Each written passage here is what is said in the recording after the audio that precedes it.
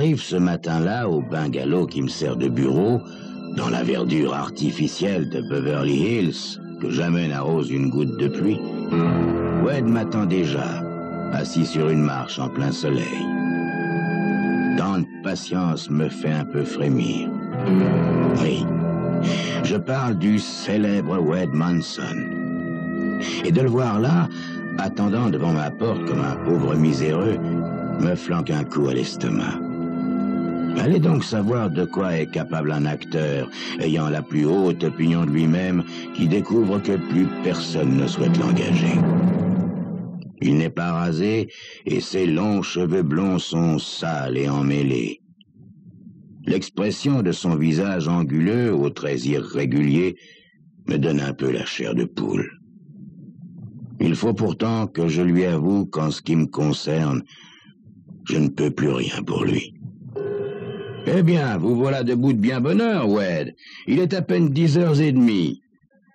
Trêve de politesse, voulez-vous, Max? Me répond Wade d'un ton sec, en se remettant debout avec peine, comme s'il portait sur ses épaules le poids de la terre entière. Je n'en peux plus, et j'ai besoin d'un verre de whisky. Je me suis tapé presque tout le trajet à pied. Heureusement que vers la fin, une espèce d'illuminé a fini par me prendre dans sa voiture. Mais j'ai eu du mal à en descendre. Il ne voulait plus me lâcher. Il a fallu que je lui jure de réciter mes prières 3 fois par jour. Je m'étonne. Et votre vélo, alors? Je l'ai mis au clou, me répond-il, tandis qu'après avoir ouvert la porte, je m'efface pour le laisser entrer. Il doit être tellement fauché qu'il ne peut même plus s'offrir un ticket d'autobus. Je le fais asseoir et je lui verse un verre de whisky, puis je fais mine de m'affairer de ci de là pour gagner du temps. Je relève les stores, je branche la climatisation. Pas la peine de tant vous en faire, Max, finit par me dire Wade. Je vais vous aider. Vous n'avez aucun rôle pour moi, hein? Vous ne m'avez convoqué que pour me dire adieu, c'est bien ça? Je suis bien obligé de l'admettre. Il m'a un peu facilité les choses, mais pas beaucoup. J'aime vraiment ce garçon. Je ne l'aurais jamais accepté pour client si je n'avais été persuadé qu'il y a vraiment quelque chose en lui. Je l'ai découvert en le voyant jouer du Shakespeare au Théâtre de Verdure de New York avec une troupe d'amateurs. Je lui ai trouvé à ce moment-là énormément de talent. Je le lui ai dit et je le lui répète encore. Mais je n'arrive pas à vous vendre, Wade. Malheureusement, personne ne veut de vous. Il est brusquement tout pâle. Il baisse les yeux et il hoche la tête. Alors, j'insiste, je vous en prie, Wade, retournez à New York. Ici, vous perdez votre temps et vous gâchez votre talent. La situation a changé, les choses ont évolué. Que ce soit pour la télévision commerciale ou pour la plupart des films, on demande surtout des acteurs ayant un physique ordinaire, auquel les gens puissent s'identifier. Vous êtes trop original, ouais, trop spécial, trop exceptionnel. C'est la vérité. Ce n'est pas votre talent qui est en cause. Ici, même sans talent, un type avec un physique ordinaire peut arriver à percer. Mais vous avez un type trop particulier. J'arrive pas à vous placer, et ce, en dépit de votre talent. La façon dont il me regarde subitement me donne le frisson. Il a l'expression exaltée d'un illuminé. À New York non plus, Max. Je n'ai rien à espérer. Il se passe la main sur sa joue mal rasée. Si je dois réussir, c'est ici. J'ai fait tout ce que j'ai pu, dis-je. Je sais, Max. Mais pour moi, il n'est pas question de partir. C'est ici que je vais devenir vendable. On va me réclamer. Je vais avoir ma publicité. Le monde va enfin me connaître. Je vais m'offrir une de ces grosses villas avec piscine là-haut dans les collines et j'y recevrai tous ceux qui pourront m'être utiles. Je vais gagner du fric, Max. Des monceaux de fric. Des tas de billets hauts comme ça. Assez pour payer mon loyer avec au moins 1 an d'avance. Assez pour payer ma publicité. Mes photos. Les articles en bonne place. Je me donne 1 an pour réussir. Laissez donc les rêves aux enfants, Wade. Mais il ne s'agit pas de rêves, proteste Wade d'une voix qui tremble d'excitation. Je vais avoir tout ça cet après-midi même, tout. Je ne peux pas me mettre à faire du doublage ou de la figuration, ni de la plonge. Je veux arriver coûte que coûte. Tout ce qu'il me faut, c'est une petite fortune. Mais je sais comment l'avoir. Vous pensez aux courses? Aux jeux? À Las Vegas? Non, Max, me déclare-t-il en se levant d'un ton solennel, effrayant de sincérité. Je vais tout simplement piller une banque. Alors je me mets à rire. Oui, je ris. Mais bientôt, mon rire s'arrête net. Je n'ai pas beaucoup le goût du sérieux. Tout ce qui est sérieux m'ennuie. Cependant, je me sens brusquement paralysé. Wade n'a pas l'air de plaisanter. Je veux tout de même m'en assurer. Allons, Wade, vous me faites marcher. Mais voici qu'il tire soudain de sa poche un méchant revolver d'un noir étincelant. Il appuie sur la gâchette, le coup part, dégageant de la fumée. Alors, il me montre l'intérieur de son arme. En réalité, c'est un accessoire de cinéma que lui a donné un ami qui tourne des westerns. Pas mal, hein? Ne vous inquiétez pas, ça prendra. Les gardiens de banque en utilisent des vrais, eux, dis-je en essayant de rire. Allez, assez plaisanté. Je lui sers un second whisky avant d'ajouter « Reposez-vous un peu, et puis tout à l'heure, je vous reconduirai où vous voudrez. » Il me répond en hochant la tête. Comment faire autrement pour me procurer l'argent nécessaire sans compromettre ma position d'acteur professionnel? C'est le seul moyen, Max. Tout est prêt. J'ai choisi l'endroit. Je sais exactement comment m'y prendre. Ça va aller tout seul. J'ai répété la scène plusieurs fois et je suis très à l'aise dans mon rôle. Il est fait pour moi. L'employé me prendra fatalement au sérieux. Je discute tout en essayant de l'enivrer, mais il refuse de boire. En même temps, je m'efforce de me convaincre qu'il n'irait pas faire une chose aussi stupide. Mais s'il le faisait vraiment, on ne sait jamais avec les acteurs. Et avec Wade Manson, il faut s'attendre à tout. Vous ne me souhaitez pas bonne chance, Max? Me demande-t-il au moment où il s'apprête à sortir. Je me contente de soupirer, puis j'ajoute en dernier ressort. Oh, trahison! La fièvre de l'or vous a ravi votre âme. La belle dame sans merci dont les billets ont ensorcelé les plus grands talents de l'Est vous a totalement séduit. Vous avez succombé à cette terre conquise par les armes, cette terre d'ignorance et d'infamie. Ma petite tirade ne fait aucun effet. J'aurais bien voulu donner un tour plus plaisant à la conversation, mais inutile d'insister. Wade est des plus sérieux. Voyant cela, je glisse quelques billets dans la poche de sa veste tout en bredouillant. « Puisque vous refusez que je vous reconduise, prenez au moins cet argent. Vous allez en avoir besoin pour rentrer chez vous. » En tout cas, je vous garantis que vous toucherez 17% de la somme, Max, me dit-il d'un air doux. En tant que mon impresario, vous toucherez toujours 17% de mes gains. Vous vous êtes dépensé pour moi pendant 2 ans et, pour l'instant, tout ce que vous avez récolté, c'est une augmentation de vos frais de téléphone. C'est normal, Wade, c'est normal. Vous savez bien que ce sont les risques du métier. Allez, ne faites pas l'enfant. Mais déjà la porte claque. Wade est sorti sous le soleil éclatant de la Californie et s'est évanoui comme un mirage. Plutôt que de décrocher mon téléphone pour avertir au moins la police de ses intentions, je me sers un nouveau whisky. En fait, je ne veux pas encore admettre que Wade va réellement essayer de dévaliser une banque. Pourtant, je le sais fou de désespoir. Mais que dire aux flics, hein? J'ai un ami qui pourrait bien tenter de commettre un acte désespéré, tâcher de l'en empêcher. En admettant que les flics aient du temps à consacrer aux pauvres malheureux dans son genre, serait-il jamais assez nombreux pour arriver à le retrouver? Et puis, je n'ai pas pour habitude de répéter les secrets qu'on me confie, sans compter que la plupart de mes amis sont plus ou moins cinglés. De toute manière, quelles que soient les intentions de Wade, elles ne regardent que lui, même s'il s'agit d'un mauvais coup. Voilà ce que je me répète.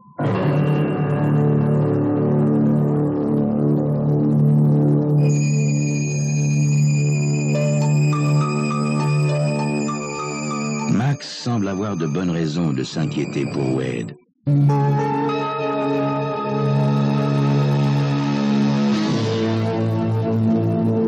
Wade Manson a quitté ma maison vers 11 heures du matin. Je suis à l'agonie pendant le reste de la journée. Comme je n'arrive pas à me concentrer sur mon commerce de chair humaine, je ferme boutique et me rends dans un petit bar des environs, frais et bien tenu.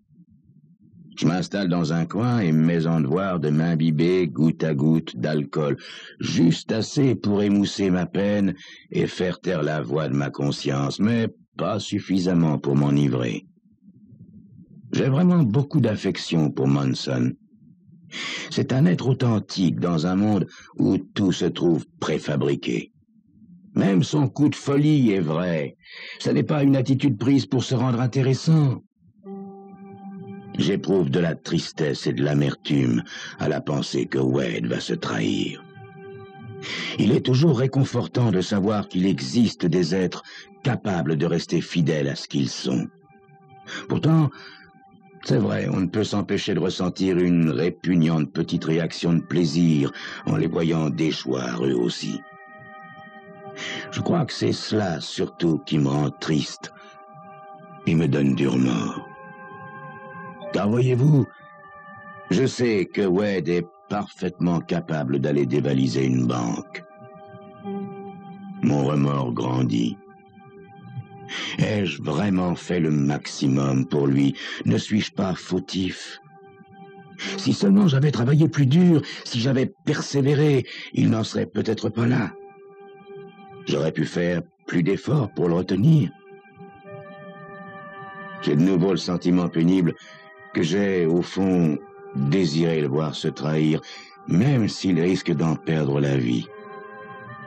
Peut-être aurais-je été soulagé de le voir disparaître à tout jamais de cet ignoble milieu dans lequel je vis. Avoir sous la main un talent réel et ne pouvoir l'exploiter rend la vie déprimante, surtout quand on pense à tous ces incapables, à la réputation surfaite qu'on peut lancer et qui font à ces illusions pour gagner des tas d'argent. Tenez, comme cette fille, une cliente à moi qui s'est fait $1 million l'an passé alors qu'elle n'a jamais tourné un film. Elle a réussi à donner l'illusion qu'elle était une vedette et on l'a payée cher pour qu'elle pose en fumant une cigarette ou en mettant du rouge à lèvres. J'essaie vainement de m'intéresser à un match de je ne sais quoi qui se déroule sur l'écran de télévision au-dessus du bar. Mais j'attrape vite mal à la tête. Voyant le soleil baisser, je décide que ma journée est terminée, que le mieux est de rentrer chez moi prendre un bain. Au moment où je baisse les stores de mon bungalow, le téléphone se met à sonner. Je décroche. Une voix à l'accent impérieux, froide et hautaine me demande « Max Eastern, l'impresario ?»« Oui, je suis Alfredo Machino. » J'en reste figé d'émotion. Alfredo Machino, le grand, le plus grand des directeurs et producteurs indépendants du monde entier, qui me téléphone à moi. L'homme dont chacun des films, bons ou mauvais, fait systématiquement un succès triomphant. « Allô, monsieur Eastern ?»« Oui, je vous écoute, monsieur Machino. »« Je vous donne mon adresse. J'habite pas très loin de chez vous. Venez me rejoindre tout de suite. J'ai une affaire à vous proposer. » Aussitôt, il raccroche. Je ne perds pas de temps à me demander quelle peut bien être cette affaire. Discutons les ordres d'un Machino. Machino habite une de ces immenses demeures de style colonial. Il me faut passer par un dédale de pièces gardées chacune par un bataillon de secrétaires avant d'être enfin introduit dans une salle de projection privée. Machino est assis, tout seul, un verre de bière à ses côtés, devant un immense écran blanc. Il porte une robe de chambre en tergale crème et sa tête ressemble à une grosse olive brune avec des yeux. « Asseyez-vous, Eastern, vite, assis !» m'ordonne-t-il. Je m'installe dans un fauteuil face à l'écran. Je vais vous montrer une copie agrandie réalisée dans mes studios d'un extrait télévisé qui s'est passé au bulletin d'information de 4 heures cet après-midi.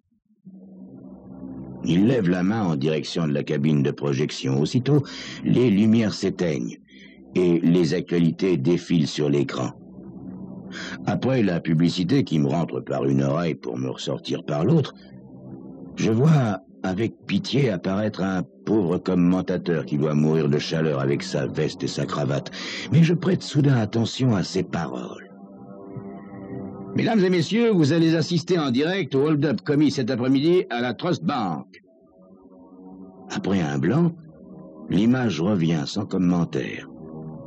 Les gens dans la banque apparaissent d'abord en petit, puis l'image se rapproche jusqu'à ce que les détails du premier plan deviennent clairement visibles.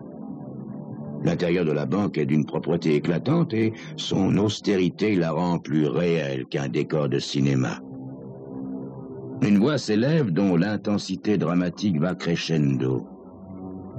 Ceci se passe pour de bon, chers téléspectateurs. Regardez l'homme devant le guichet du caissier à droite sur votre écran, l'homme en veston léger et en pantalon noir. Il n'y a qu'un autre client en vue, une femme.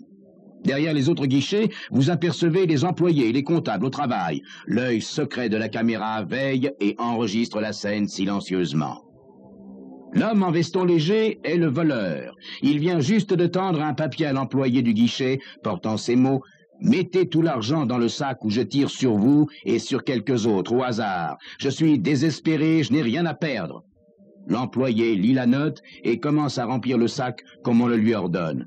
À présent, regardez cet autre employé, 3 guichets plus loin, sur la gauche. Il a compris ce qui arrivait et il appuie du pied sur la sonnette d'alarme. Mais les gardiens de la banque ne bougent pas. Ils se contenteront de suivre le voleur, identifié grâce aux caméras, et l'arrêteront plus loin, loin d'innocents qui pourraient être blessés. Tenez, regardez-le maintenant, il vient d'entrer dans le champ. Le garçon, effectivement, vient de se retourner, ignorant qu'il court droit sur la caméra. On le voit passer d'un guichet à l'autre, tour à tour, torturé, indécis, amer, terrifié, cynique. Les techniciens ont fait un travail remarquable en montant le film avec 2 ou 3 gros plans extrêmement révélateurs. Sur un appel de Machino, les lumières se rallument. Rayonnant, il vide son verre de bière d'un trait et s'éponge le front. « Beau travail que celui de ces caméras !» s'exclame-t-il. « Vous avez vu ça? Le hold-up retransmis en direct dans le pays entier. Le pauvre gars n'a pas eu chance de s'en tirer. Il y aura toujours quelqu'un pour le reconnaître et le dénoncer. Vous avez vu tous ces gros plans sur le visage? Quel spectacle après notre montage! Comment distinguer la réalité de la fiction? Dites-moi, Max, ce voleur est un client à vous, ou est quelque chose? » Wade Manson? Mais comment le savez-vous? Je suis tous les bulletins d'information à la télé, à l'affût des talents.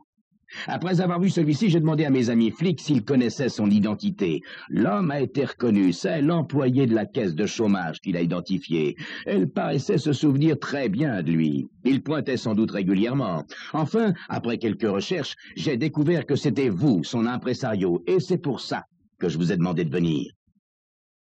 Beau travail. Magnifique, oui, vous voulez dire. Vous savez que c'est comme ça que j'ai découvert tous mes grands acteurs. La plupart d'entre eux n'avaient jamais joué avant. Je les prends au naturel. S'il m'arrive de contacter des professionnels, je leur demande d'oublier tout ce qu'ils ont pu apprendre de leur métier et de recommencer à zéro. Mais celui-là, ce Manson, quelle nature! Je l'ai repéré tout de suite. Je n'ai jamais vu pareil physique de tragédie. Une telle intensité d'émotion véritable. C'est lui que je cherche pour mon prochain film, Deuil sur la lagune. Nous signons tout de suite, immédiatement. Dites votre prix, dépêchez-vous.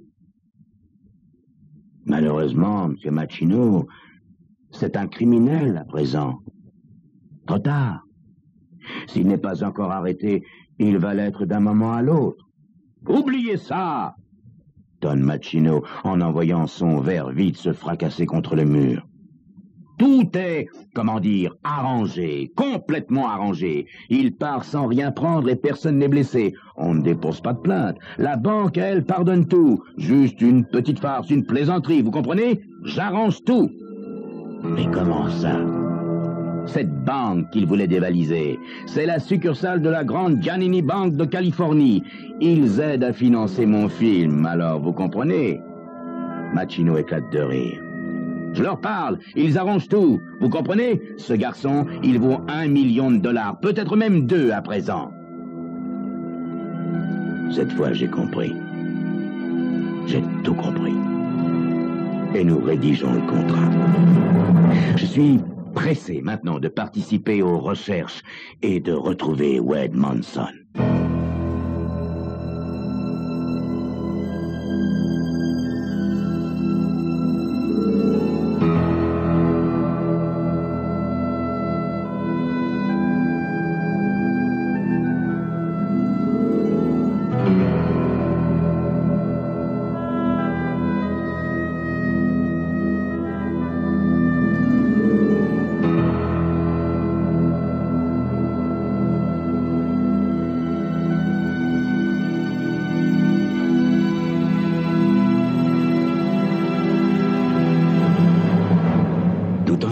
Péniblement ma salive, je regarde Velma étendue près de moi et je me demande si toutes les histoires de meurtre débutent aussi simplement que cela.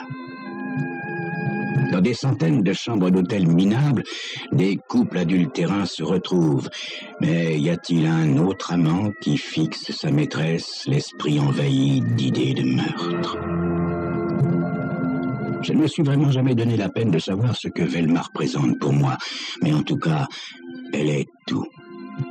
Elle n'est pas la plus jolie femme du monde, ni la plus brillante, mais à la situation la plus banale, elle sait donner du charme et à la magie de transformer le quotidien en une aventure toujours nouvelle.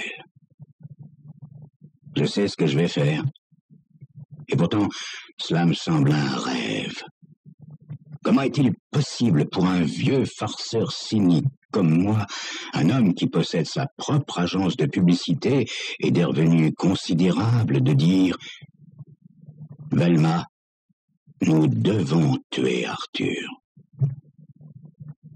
Ces mots semblent absurdes dans cette chambre d'hôtel. Non que j'aie la moindre sympathie pour son mari, c'est minable, mais parce que l'idée de meurtre ne m'est encore jamais venue à l'esprit. Et pourtant, je viens de formuler ma pensée. Et je suis sérieux. Velma se redresse, souple comme une liane, les yeux grands ouverts, attendant de moi un signe pour savoir si je plaisante. Voyons, Franck, pourquoi es-tu si jaloux? Arthur m'emmène à Nassau pour une croisière d'1 semaine. Nous nous retrouverons le samedi dès mon retour. Enfin, 1 semaine, ça n'est pas si long. Sincèrement, Franck, je n'apprécie pas ce genre de plaisanterie. Mon amour, ce n'est pas du tout une plaisanterie. Je ne parle pas en l'air. J'ai bien supposé tous mes mots. Velma, peux-tu comprendre que je ne supporte plus de te partager? Je te veux pour moi seul et pour toujours. Cet obstiné d'Arthur n'acceptera jamais de divorcer. Tu dis toi-même que ça ne marchera pas si tu le laisses simplement tomber. Alors? Francky, chérie, ne te fâche pas. Je connais Arthur à fond. Lui et son esprit aussi étroit qu'un livre de comptable. Malheureusement pour moi, je suis dans la colonne crédit. Une valeur en quelque sorte. Et si je le quitte, il nous poursuivra partout, nous rendant la vie impossible. Nous ne pourrons jamais être heureux. Oh, chérie, si j'avais pu te connaître avant lui.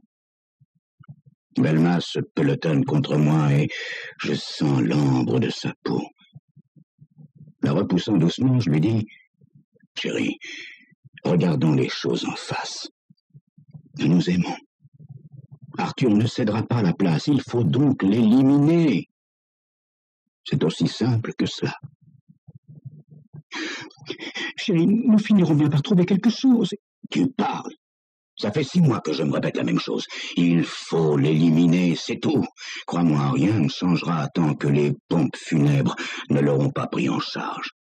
Mais Francky, tout ça parce qu'il m'emmène en croisière. Tu ne m'as jamais parlé de le tuer auparavant. Comment peux-tu envisager une telle chose aussi calmement? Ma biche, tu trouves vraiment que j'ai l'air calme? Je suis à bout de nerfs. Non, je ne suis ni un criminel, ni un violent, mais dès que tu me quittes, et à la pensée qu'Arthur va te toucher, je deviens fou. Cette croisière est l'occasion rêvée pour se débarrasser de lui. Mais mon chéri, tu sais comment cette idée de croisière est venue. Quand Arthur m'a refusé le divorce, même sans pension, il m'a proposé ce voyage. C'est la première fois en 6 ans de mariage qu'il consent à dépenser son argent. Ce n'est pas la croisière qui changera mes sentiments. Enfin, si ça peut te soulager, je n'irai pas. Mais je t'en prie, ne parle plus de meurtre. Non, Velma. Je veux, au contraire, que tu partes. C'est notre seule façon de sortir de cette situation insupportable. Autrement, j'exploserai un de ces jours. Je battrai Arthur à mort et je finirai en prison. Velma, je sais ce que je fais, crois-moi. Oh, Francky, je te crois. Mais comment cette croisière peut-elle être un moyen de se débarrasser d'Arthur impunément? J'appuie mon doigt sur son mignon petit nez. Mon petit amour, tu te rappelles comment nous nous sommes rencontrés? Elle a un petit rire nerveux. Oh, comment pourrais-je l'oublier? Je t'ai aperçu de dos et je t'ai pris pour Arthur. Je me suis donc approché de toi et j'ai eu l'air d'une idiote. Parce que nous sommes comme jumeaux, ton mari et moi. Nous avons la même taille, la même corpulence, le même âge. Velma, écoute-moi bien. Les bateaux de croisière s'arrêtent ici généralement le samedi matin. Des passagers descendent, font le plein de vivres, de cadeaux et de souvenirs et repartent l'après-midi pour une autre semaine de croisière. Ton bateau doit partir à 6 heures du soir, ce qui signifie qu'il fera déjà noir. Je veux que tu prennes ton temps à terre, que tu traînes au maximum et que tu ne montes pas à bord avec Arthur avant 5 heures. Tu iras tout droit à ta cabine et le steward n'aura que le temps de jeter un bref regard à Monsieur et Madame Arthur Harper. Il sera alors très occupé. Moi, je monterai à bord en tant que visiteur à 5 heures. Personne ne me demandera rien. Quand tous les visiteurs seront redescendus à terre, je resterai sur le pont. Les stewards auront autre chose à faire que de s'occuper de moi et ils me prendront pour un passager. Vers 7 heures, le bateau sera déjà au large. Les autres touristes seront en train de s'installer, de défaire leurs valises avant de se préparer pour le dîner. Il fera alors tout à fait noir. Et... Oh mon chéri, je ne comprends toujours rien. Qu'est-ce que cela a à voir avec nous? J'y arrive, Velma. Tout ce que tu auras à faire, c'est d'insister pour qu'Arthur t'accompagne à la poupe du bateau afin de jeter un dernier coup d'œil aux lumières de la côte. Et on ne retrouvera jamais son corps. Ensuite, tous les deux, toi et moi, en tant que Monsieur et Madame Harper, nous regagnerons notre cabine pour nous changer avant le dîner. Tu vois, c'est simple. Pendant un moment, un lourd silence règne dans la chambre d'hôtel défraîchie, tandis que Velma me fixe du regard. Mais tes bagages, Francky? Je porterai les vêtements d'Arthur, puisque nous sommes de la même taille. Nous profiterons de la croisière et le samedi après-midi, quand le bateau rentrera dans le port de New York, Monsieur et Madame Harper descendront à terre. On n'a pas besoin de passeport. Les contrôles ne seront qu'une simple formalité. Ah, ma miche, j'ai déjà fait des croisières de ce genre et je sais comment cela se passe. Et quand nous aurons quitté le bateau, Francky? Quand nous aurons quitté le bateau, mon amour, rien de spécial. Nous irons chez moi. Tu seras Madame Frank Preston. Tu garderas ou non ton travail comme tu voudras. Plus tard, nous nous marierons, mais le principal sera de vivre enfin notre amour au grand jour, sans avoir à se cacher. D'après ce que tu m'as dit d'Arthur, il n'a ni amis ni famille qui risquent de le rechercher, n'est-ce pas? Un peu tremblante, Velma se blottit contre ma poitrine. Oh, Francky, est-ce que c'est vraiment aussi simple et sans risque? Ma biche. Le seul risque est que son corps soit ramené à terre, mais il y a pour cela très peu de chance. Il y a pourtant un autre risque, c'est que quelqu'un nous aperçoive pendant les quelques secondes qu'il faudra pour jeter Arthur par-dessus bord. Mais les passagers sont occupés à préparer les festivités du bal d'ouverture de la croisière. En ce qui me concerne, je n'aurai qu'à assommer Arthur et en quelques secondes, il sera à l'eau. En fait, ce seront les seules secondes dangereuses pour assurer notre vie commune. Je m'entends parler comme si je n'étais que spectateur, ahuri de mon calme, comme si j'avais déjà tué un homme. Bien entendu, je ne parle pas à Velma de la véritable inconnue de ce projet. Est-ce que je suis capable d'accomplir un meurtre? Mais je méprise tellement cette ahurie d'Arthur, j'ai tellement envie de Velma que je suis sûr d'y arriver. Le tout... Velma me secoue. Francky, tu n'as pas entendu ce que je t'ai demandé? Hein? Non, mon amour, excuse-moi, je n'ai pas entendu. Je t'ai demandé si le steward ne s'apercevrait pas que tu n'es pas Arthur. Oh, ma biche, le personnel n'a pas le temps d'identifier chaque passager, et le steward n'aura pour Arthur qu'un bref regard, alors qu'il se souviendra sûrement de la belle femme que tu es. Mais quand il te verra revenir dans la cabine avec un homme de la stature d'Arthur, pourquoi douterait-il qu'il se trouve bien en présence de Monsieur et Madame Harper? Si toi-même, un jour, tu m'as pris pour Arthur, il le fera sûrement. Mon bel amour, tout ce que nous avons à faire, c'est de rester calme. Et nous nous en sortirons. Velma tremble comme une petite fille qui se réveillerait d'un cauchemar. Oh, Francky, j'ai peur. Je la serre fort contre moi. Mon amour, tu ne crois pas que quelques secondes de tension, ça n'est pas cher pour vivre notre amour? Velma, chérie, c'est le seul moyen que nous ayons de nous en sortir. Je ne peux plus supporter de te partager. Tout ce que tu dois faire, mon amour, c'est arranger pour qu'Arthur se trouve à la poupe du bateau à 7 heures du soir. Les circonstances tournent en notre faveur. Il tombe une pluie fine quand le paquebot se dégage de l'estuaire pour se diriger vers l'océan. Le pont est désert. J'aperçois Arthur accoudé au bastingage et regardant l'horizon. Après lui avoir donné un coup violent sur la nuque du tranchant de ma main, je le débarrasse de sa gabardine et de son portefeuille. Il passe par-dessus bord comme un sac et disparaît aussitôt dans le remous des hélices. Je balance mon propre par-dessus et enfile sa gabardine. Puis j'attrape Velma et je la serre contre moi pour que ni l'un ni l'autre nous puissions crier. Je ne peux m'empêcher de répéter à voix basse. Velma, ça y est. Elle acquiesce, le visage gris.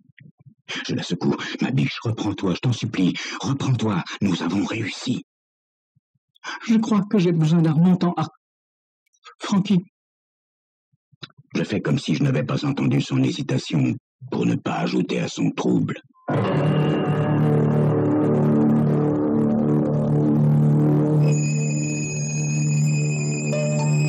Est-ce que Velma va supporter le meurtre de son mari que son amant vient de commettre avec sa complicité?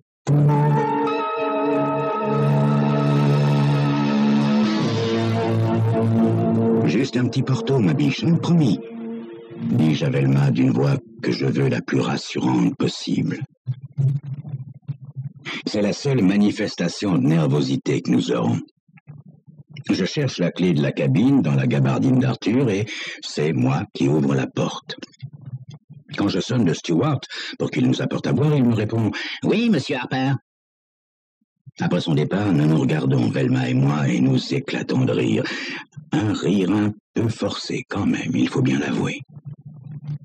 Quand j'ouvre les bagages d'Arthur, je ne tremble plus et je range ses affaires qui sont maintenant devenues les miennes. Velma ouvre sa valise et sort une trousse de toilette. Dans la mienne, je trouve un paquet bien ficelé que je lance à Velma. Elle me dit que c'est sûrement le cadeau dont Arthur lui a parlé. Il avait probablement l'intention de mener la belle vie. Il y a 5 000 $ en liquide. Moi-même, volontairement, j'ai laissé mon argent et mes papiers à terre. Nous goûtons quelques cocktails avant de dîner. Velma adore danser et je l'invite sans répit jusqu'à ce que la fatigue ait raison de nous. À ma grande surprise, nous passons tous les deux une nuit parfaitement calme. Le lendemain matin, il y a du soleil et nous nous reposons sur le pont dans les chaises longues. Je porte le short neuf d'Arthur ainsi que ses chaussures de sport qui sont juste à ma pointure. Le soir, au dîner du capitaine, le smoking d'Arthur est un peu démodé, ce qui me donne l'air d'un vieux mari. Aussi étonnant que ça paraisse, nous n'avons aucun moment de remords, ni l'un ni l'autre. Velma continue à avoir un peu de mal à m'appeler Arthur, mais elle solutionne la question en m'appelant mon chou, mon chéri. Le mardi matin, nous accostons à Nassau. Alors que nous nous apprêtons à descendre à terre, le steward vient m'avertir qu'on me demande au bureau du commissaire du bord. Celui-ci m'annonce: « Monsieur Harper, j'espère que vous avez été satisfait de notre croisière, puisque vous nous quittez ainsi que Madame Harper aujourd'hui. » Je demande à la fois surpris et inquiet: « Ah bon? Mais le bateau n'est pas notre hôtel au port? » « Monsieur Harper, vous n'avez sûrement pas oublié que vous n'avez pris vos billets que pour l'aller.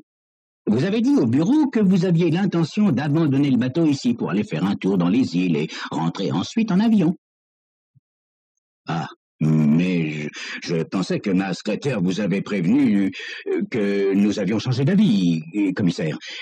Est-ce que nous pourrions garder notre cabine et repartir avec le bateau? » « Ah, nous sommes ravis que vous restiez avec nous, monsieur Harper.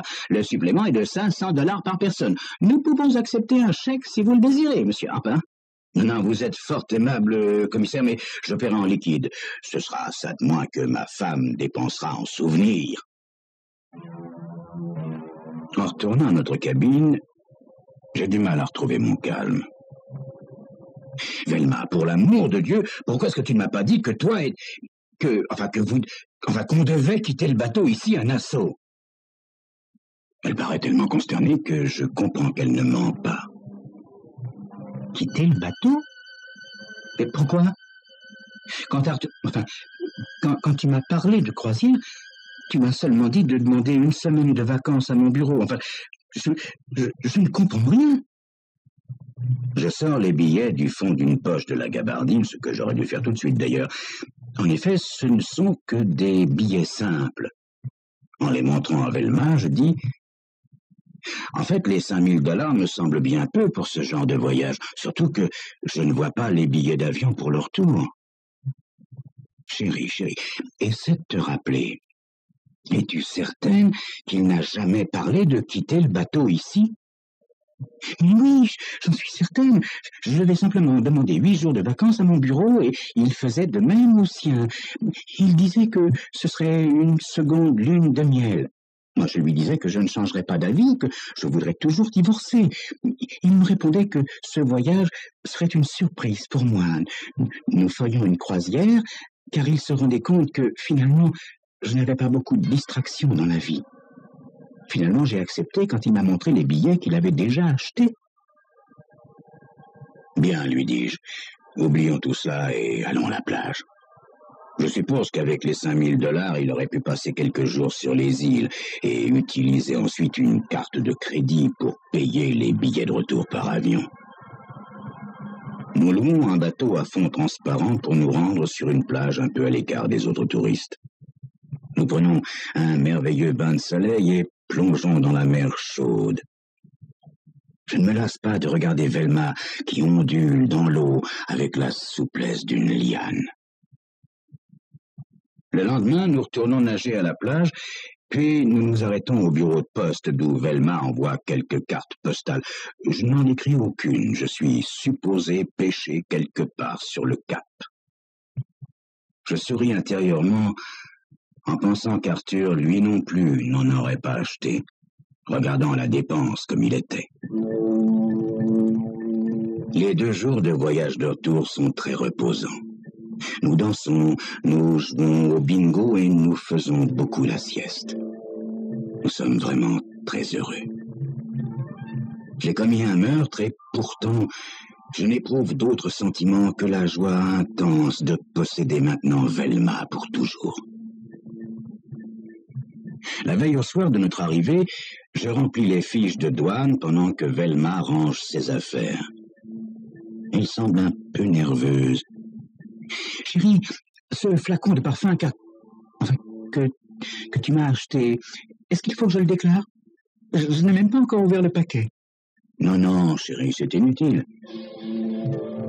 Il fait très beau ce samedi, et après un petit déjeuner matinal, nous assistons au spectacle de l'entrée du paquebot dans le port de New York. Velma est toujours un peu tendue, mais les formalités de police se passent en un rien de temps. Nos cartes de débarquement reçoivent chacune leur coup de tampon. Je tiens le petit bagage à main avec nos affaires de toilette, tandis que nous descendons la passerelle. Velma me murmure « Tu penses que les douaniers vont nous fouiller ?» Non, mais pourquoi tu t'inquiètes, mon amour? Tu vas leur montrer ton panier avec les petits animaux en raffia et les paréos que tu as achetés dans les îles. Velma me tend le cadeau toujours empaqueté d'Arthur. Chérie, qu'est-ce que je dois faire de ça? Oh, ma biche, arrête de trembler. Je t'ai déjà dit que si on te le demande, tu n'as qu'à expliquer que ce paquet t'a été donné ici samedi dernier. Et s'il croit que nous l'avons acheté à Nassau, tu n'as qu'à l'ajouter à ta déclaration. Un point, c'est tout. Pendant que je parle, Velma écarte le papier d'emballage. Oh, Franck, mais c'est pas du parfum. Mon Dieu, fais attention à comment tu m'appelles, Velma. Comment ça? Mais tu m'avais dit que c'était un flacon de parfum qu'Arthur t'avait offert. Je soupèse le paquet. Il est plutôt léger. En le retournant, je frémis. J'ai sous les yeux quelque chose de vert et blanc, une épaisse liasse de billets de $100. Je m'arrête net sur la passerelle. Les autres voyageurs nous bousculent. Enfouissant le paquet dans ma poche, j'attrape le bras de Velma et le serre. Elle me demande « Oh, Franck, Arthur, qu'allons-nous faire ?» Je fixe Velma. J'ai en réponse son regard désespéré et sans défense. Je te jure, Franck, je n'ai jamais su qu'il avait de l'argent. Je me force à sourire. Détends-toi, Velma. N'y pense plus et sois naturel. Pour le moment, je garde le paquet dans ma poche. Je l'ouvrirai quand nous attendrons à la douane, et je répartirai l'argent dans les poches de mon pantalon et de ma veste. Ne t'inquiète pas, mon amour. Il n'y a pas de raison particulière pour que les douaniers me fouillent, moi en particulier, et... Nous sommes en bas de la passerelle. Tout à coup, 2 hommes nous barrent le passage. Avant même qu'ils me mettent leurs insignes sous le nez, je sais que ce sont des policiers. « Monsieur Arthur Harper ?» me demande l'homme le plus galonné. « Oui, mais qu'est-ce que ça veut dire ?» dis-je, tandis que je prononce ces mots. Tout m'apparaît clairement. Le second policier secoue la tête. « Vous devez être complètement fou. Vous volez à votre patron $50 000 et vous avez le culot de revenir à New York. »